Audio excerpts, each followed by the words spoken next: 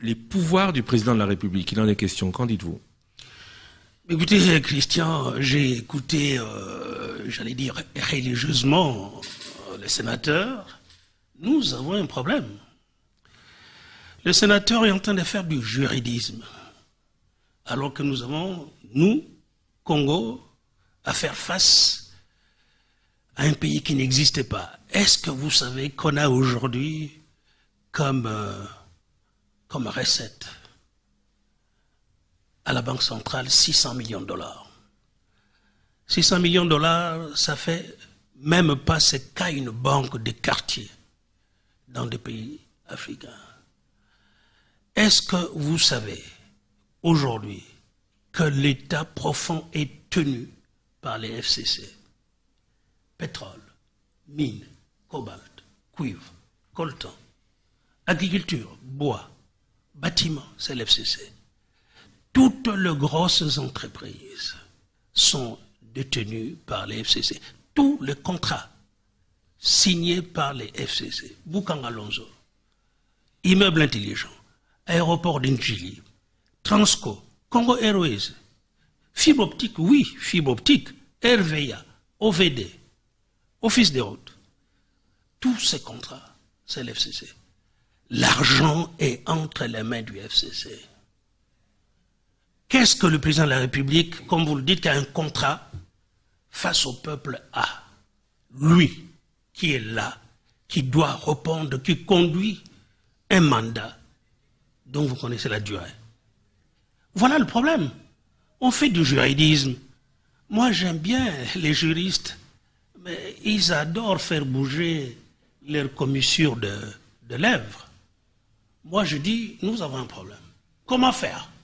C'est la question que le président de la République a posée. Il vient de le dire, il a un contrat.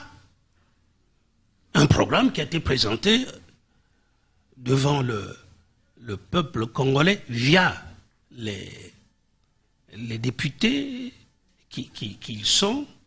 Mais aujourd'hui, nous n'avançons pas. En clair, parce que je sais qu'ils sont terribles dans des stratégies, des officines, on peut en parler. Vous savez, parlant des officines, je suis content, moi je n'ai pas parlé j'ai juste cité un exemple parce que j'étais avec lui dans sa campagne pour un peu l'aider. Mais c'est vrai, il a été bien élu, ça, il n'y a aucun problème. Plus tard, mais il y a eu de gros problèmes dans ces élections-là. Et aujourd'hui, nous nous trouvons, laissez-moi vous dire, nous nous trouvons donc face à un allié qui est expert dans des stratégies. La stratégie, c'est quoi? Bon, ok, on leur donne la présidence et nous, on prend... On leur donne? Non, on concède. Un peu comme aux États-Unis. On leur donne, on concède. C'est-à-dire que oui, ils auraient pu contester. Fayoum est en train de contester aujourd'hui. En quoi vous êtes surpris? Trump est en train de contester, il n'a pas encore. Donc on peut dire, je ne veux pas. Même si j'ai perdu, je ne veux pas. Je ne cède pas. Ils ont cédé. Il y a eu cette reprise qu'on a appelée civilisée. Tout le monde était heureux. Mais puisque c'est des spécialistes en stratégie, ils savaient que le pouvoir était au Parlement. Et ils ont passé le temps à lire la Constitution pour dire, mais finalement, par le Premier ministre, nous les tenons. Et donc, nous allons nous régner et gouverner. Et finalement, lui, il sera là pour inaugurer les chrysanthèmes. Mais ce n'est pas possible. Et laissez-moi, je veux dire, il a cité la France. Mais je suis content. Et il a cité la Constitution française. Et je suis content. Savez-vous comment on est passé de la 4e République en France à la 5e République? Savez-vous comment on est passé? Je connais l'histoire, parce que j'ai fait Sciences Po. Bon aussi. Et c'est le général de Gaulle qui a décidé. Pourquoi? Parce qu'il faisait face à une crise majeure. Et aujourd'hui, nous sommes face à une crise majeure. Le président de la République a toute autorité pour faire bouger les lignes, et je suis sûr qu'il va faire bouger les lignes. Monsieur Kinké, vous avez cité le maréchal Mobutu, vous citez maintenant le général de Gaulle. Oui. Vous êtes le représentant du cash. Oui. Est-ce que selon vous, Félix Tshisekedi, alors que nous avons une constitution, doit bouger les lignes? Je vous ai dit, Christian, que je ne suis pas l'homme qui écoute aux portes. Non, attention, ça on a bien entendu. Non. Mais aujourd'hui, là nous sommes dans le... Laissez-moi parler, vous m'avez invité ici. Je ne suis pas celui qui écoute aux portes du président de la République. Je ne suis pas celui qui souffle, je ne me le permettrai pas. Je constate qu'il y a une crise majeure. Il y a une rupture, une situation de cassure. Un peuple qui est 100 000 fois plus pauvre aujourd'hui qu'hier, et un parlement, et je vais dire l'état profond tenu par l'FCC, le PPRD, qui veut donc dire, bon, ben écoutez, ils ont la présidence, ben nous, on le tient, et puis on va voir, on s'organise pour que en 2023, on revienne, on reprenne le pouvoir. Christian, parlons Congo, s'il vous plaît. Le président de la République a dit quoi? Il a dit, chaque année, 2 millions d'enfants congolais naissent dans ces pays. 2 millions. Qui viennent s'ajouter à une population qui peut-être dépasse déjà les 80, les 90 millions. Qu'est-ce que nous avons aujourd'hui dans ces pays? Quand on voit comment des gens ont tout entre leurs mains, il faut faire bouger les lignes. Je pense que c'est l'un des leurs, le Zolo, qui parlait à l'époque de 15 milliards de dollars de coulage. Aujourd'hui, il y a l'inspection générale des finances qui est en train de suivre, qui fait du bon travail, on la critique. Mais aujourd'hui, regardez celui qui est en prison de la RVA.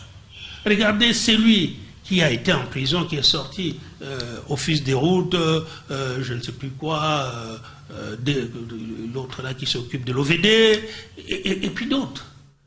Mais faisons faire l'audit chaque fois qu'on lance ça pour que finalement notre trésor public puisse disposer des 15-20 milliards de dollars.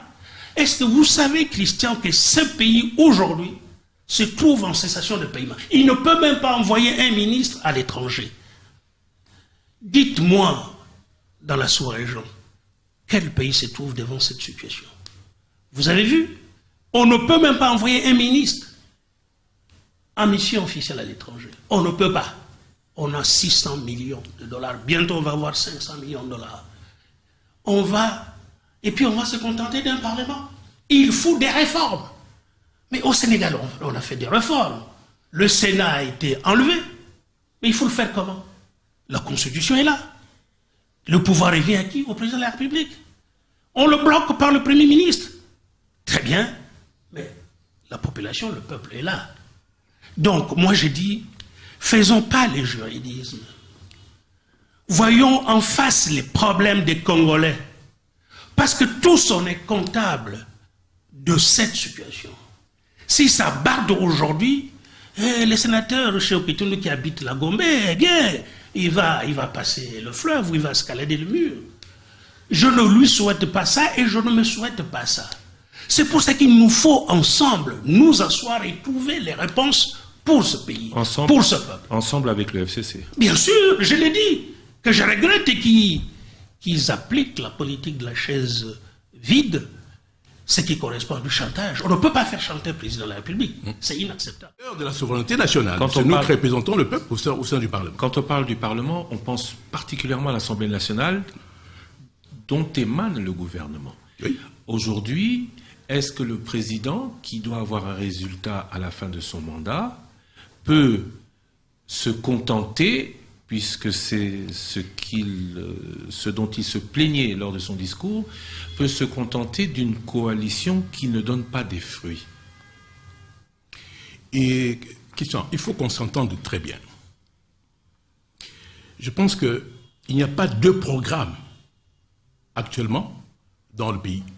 Il y a un programme gouvernemental. Il ne faut pas oublier cela. Et le programme gouvernemental a été élaboré de concert entre le FCC et le CACH. Et c'est ce programme-là que le Premier ministre est allé défendre devant l'Assemblée nationale.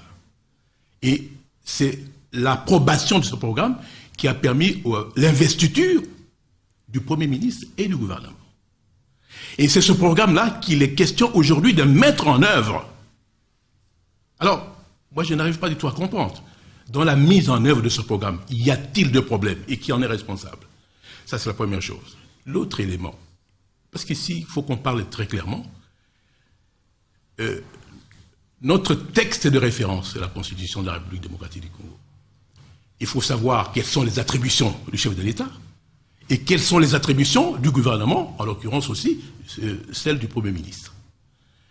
Le président de la République n'a pas vocation, je m'excuse infiniment, il faut qu'on te le dise très clairement, ce n'est pas irrespectueux à l'égard du chef de l'État, c'est de lire la Constitution et comprendre ce que dit la loi fondamentale. Le président de la République n'a pas vocation, conformément à la Constitution, de gouverner. Le président de la République a 4 responsabilités par rapport à l'article 69 de la Constitution. Il y a, au premier alinéa, il est le représentant de la nation, il est le symbole de l'unité nationale, ça c'est purement représentatif. Mais le président de la République veille au respect de la Constitution. Voilà la première responsabilité du chef de l'État. En second lieu, il assure par son arbitrage le fonctionnement régulier des pouvoirs publics. Et ça, c'est sur le plan interne par rapport à la stabilité institutionnelle. Mais en même temps, sur le plan extérieur, le chef de l'État est le garant de la souveraineté de notre pays, de l'intégrité du territoire, et en même temps, il veille au respect des engagements internationaux de la République démocratique du Congo. Ces attributions-là, c'est une compétence d'attribution. Et c'est ce qu'il faut comprendre. Alors, j'ai l'impression qu'au sein du CACH, ils font usage de la théorie de compétences implicites. Non. Les attributions du chef de l'État sont clairement déterminées et formalisées. C'est ce que je viens de dire maintenant. Et puis ensuite, il y a souvent une confusion dans les esprits par rapport à ce concept de l'arbitrage.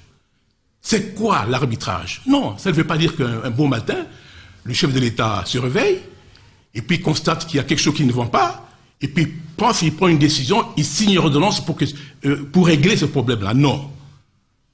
L'arbitrage, c'est quoi?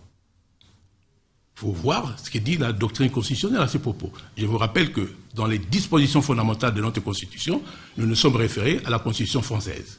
Et d'ailleurs, c'est Pierre Mazeaud qui nous a aidés sur le plan fondamental à rédiger cette Constitution-là.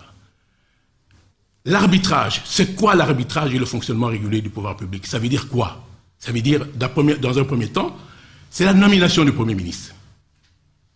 Premier élément. L'autre élément, lorsque le président de la République, le Parlement lui envoie une loi pour la promulgation, c'est-à-dire a été adoptée en termes identiques, et qu'on envoie au chef de l'État pour la promulgation, le président de la République a un rôle d'arbitre, donc de surveillant, et ensuite il veille au respect de la Constitution. S'il constate que dans cette loi, il y a des dispositions qui peuvent perturber le fonctionnement régulier des pouvoirs publics, s'il constate qu'il y a une disposition qui peut énerver la Constitution, il a 2 possibilités. La première, c'est de demander une seconde délibération sur cette loi. Voilà une manière aussi de veiller au fonctionnement régulier du pouvoir public.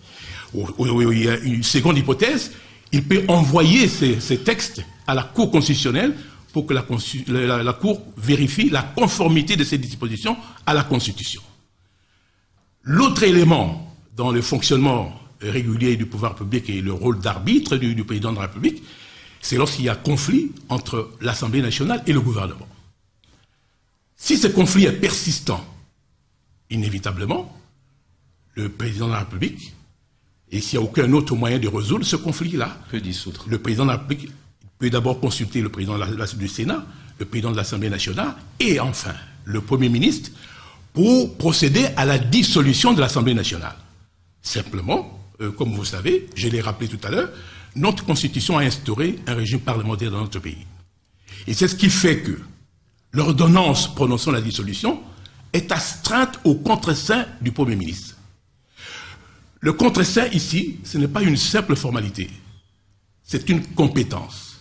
C'est-à-dire qu'il faut l'accord du Premier ministre, parce que c'est lui, effectivement, qui est représentant de la majorité parlementaire, donc c'est lui qui pourrait, en ce moment-là, autoriser le président de la République à procéder à la dissolution, parce que nous sommes dans un régime parlementaire. Voilà l'arbitrage. Voilà, mais il ne faut pas qu'on utilise l'article 69 pour attribuer au chef de l'État les compétences que la Constitution ne lui octroie pas. Monsieur Kitundu, au-delà de l'arbitrage qu'a le président de la République, il a aussi, avec le gouvernement, un mandat ou un programme à défendre. Quand on dit que le gouvernement conduit la politique de la nation, on parle de concertation, on parle de collaboration avec le président de la République, ce qui donc ne réduit pas le rôle du président de la République au seul arbitre. Non, attention. Le président de la République, c'est pas moi qui l'ai dit, c'est la Constitution de la République. Regardez l'exposé des motifs, vous verrez que le président de la République est arbitre et régulateur. Ça, je viens de vous dire maintenant, c'est qu'on entend par arbitrage et puis régulation. Le président de la République doit veiller. Son rôle, c'est d'être surveillant. Le chef de l'État est sur les hauteurs. Il ne gère pas le quotidien. Le chef de l'État ne gère pas la conjoncture. Il a une compétence d'assurer la permanence de l'État et la continuité de l'État. Mais la direction du gouvernement appartient au Premier ministre. Effectivement, il y a un domaine de collaboration. Pour quelle raison? Parce que vous l'avez cité. C'est les affaires étrangères, la sécurité et puis la défense nationale. Bien entendu, sur le plan de l'article 69 de la Constitution, je l'ai dit tout à l'heure, à partir du moment où le chef de l'État est le garant de l'intégrité du territoire et même de la souveraineté, il a une des responsabilités spécifiques. Mais les pouvoirs qu'il tient de l'article 69 ne sont pas des pouvoirs exclusifs. C'est-à-dire qu'il y a des pouvoirs qu'il ne peut exercer qu'avec, justement, la participation ou la collaboration du Premier ministre, chef du gouvernement. C'est ça la question. Merci beaucoup, monsieur.